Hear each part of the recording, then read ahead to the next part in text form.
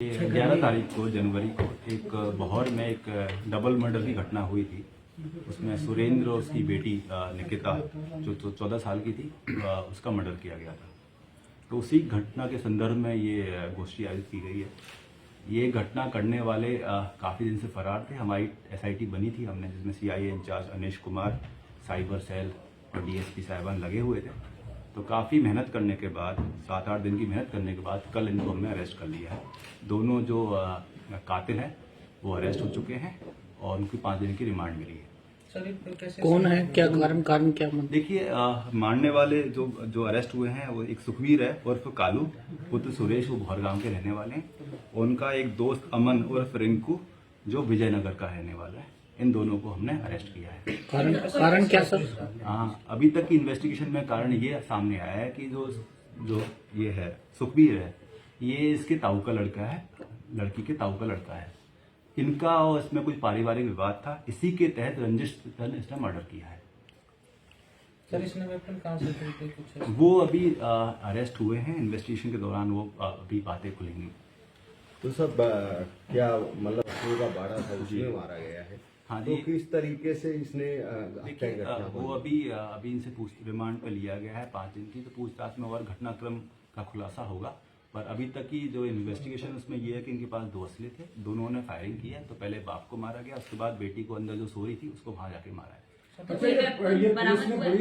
गिरफ्तारी के वक्त असला बरामद इसमें अभी गिरफ्तार हुए हैं। अभी असला बरामद नहीं हुआ है, लेकिन अब रिमांड के बाद इनको हम ले जाएंगे और हम ट्राई करेंगे कि जो असले हैं वो बरामद किए जाएं।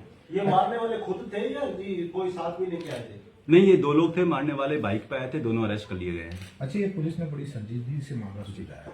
इसमें जो मारने वाले हैं इन्होंने खुद इनकी पत्नी का नाम लिखवाया था, तो ये कैसे पता चला कि इन्होंने मारा? देखिए, वो कुछ फुटेज हमें मिली थी और बाकी मुखबरी से भी हमें इन्फॉर्मेशन मिली थी कि इनका कुछ पारिवारिक विवाद चल रहा है। तो उसी के आधार पर हमें लीड के हमने काम किया और जब हमें पता लगा कि ये लोग भागे हुए हैं, फरार कर रहे हैं, तो हमारा और जो भी शक था वो गंभीर हो गया। तो सर, किस तरह इनको हमने कल पंचकुला से पकड़ा है। सर किस तरह का विवाद? क्या कोई प्रॉपर्टी को लेकर पारिवारिक विवाद था, प्रॉपर्टी रिलेटेड नहीं था। लेकिन इस पटल पे मैं वो विवाद के बारे में बता नहीं पाऊंगा। एक पारिवारिक छोटा मोटा विवाद था जिसको थोड़ा गंभीर तरीके से ले लिया गया, इस कारण उसने हत्या कर दी। सर, पहले उसको सुरेंद्र को गोली मारी या फिर बच्चे? पहले सुरेंद्र को गोली मारी। तो और कोई भी क्या कोई आपराधिक रिकॉर्ड या दोनों में से किसी का? सुखबीर का कोई आपराधिक रिकॉर्ड नहीं मिला है, लेकिन उसका जो फ्रेंड था अमन, उसके खिलाफ हमें आपराधिक रिकॉर्ड मिले। लगभग 7 मुकदमे उसके खिलाफ अलग अलग जगह अंकित हैं। उसमें से 2 मुकदमे 307 के भी हैं, अटेम्प्ट टू मर्डर के मुकदमे हैं। इन सभी मुकदमों में ये मतलब सजा काट के बेल पे आया हुआ था, लेकिन ये आपराधिक प्रवृत्ति का व्यक्ति है। अच्छा, जो बेटा था इनका, उससे रिलेटेड भी कुछ था कि उसको भी मारना था या नहीं, ऐसा कुछ था? ऐसा अभी हमारे संज्ञान में नहीं आया। बेटा अलग कमरे में सो रहा था और उसके साथ कोई इसका पारिवारिक विवाद नहीं था। अच्छा, जैसा आप बता रहे हैं कि मामूली इनका पारिवारिक विवाद जी। था, और भी कई ऐसे केसेस में देखा गया था। तो जिस तरह से समाज में इस तरह की प्रवृत्ति पैदा हो रही है, क्या पुलिस की ये चुनौती नहीं बन रही है? देखिए, जिस तरीके से आजकल जो ये इलीगल आर्म्स मिल जाते हैं प्लस नशा मिल जाता है, छोटी छोटी समस्याएं बड़ा रूप धारण कर लेती है। तो ये समाज के लिए, पुलिस के लिए सबसे बड़ी समस्या है। ठीक है। अच्छा सर, एक चैन स्नैचिंग कोई गिरोह सक्रिय नहीं है। जो अभी तक की इन्वेस्टिगेशंस के सामने आया है, कुछ नशाखोर व्यक्ति अकेले ऑपरेट करके, जो लोन वुल्फ बोलते हैं उस तरह ऑपरेट करके कहीं इक्की दुक्की वारदातें कर रहे हैं। लेकिन उस पर पुलिस कार्रवाई कर रही है और काफी लोगों को हमने पकड़ा है और आगे भी प्रयास करेंगे। हम कैमरे बढ़ा रहे हैं, हम प्रयास करेंगे कि यहाँ पर जो स्नैचिंग हो रही है वो कम हो। एक सम्मोहित करने का मामला भी सामने आया था रेलवे रोड का। यहाँ पर 3 महिलाओं ने 2 महिलाओं को सम्मोहित कर उसके चैन छीनी। वो मेरे संज्ञान में नहीं है।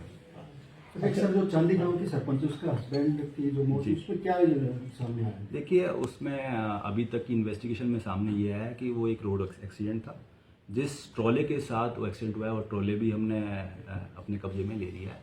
हमने फॉरेंसिक जांच कराई है, हमने जो मोटर एक्सपर्ट है उनसे भी जांच कराई है।